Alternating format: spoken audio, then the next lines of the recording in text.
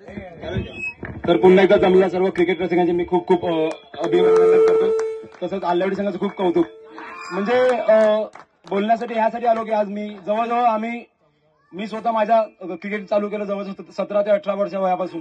आज माझं वय 28, 10 ते 11 वर्षाचे क्रिकेट खेळतोय.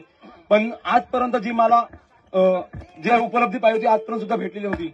आज जवळजवळ आम्ही इतके वर्ष क्रिकेट खेळतो, पण माझ्या स्वतः मी कर्णधार पद घेतो. ह्या वर्षी मी माझं कर्णधार पद सोडलं.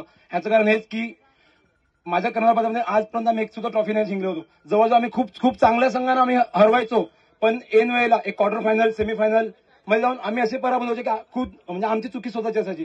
चांगल्या संघांना आम्ही बाहेर काढले, पण ऐन वेळेला आम्ही हरायचो.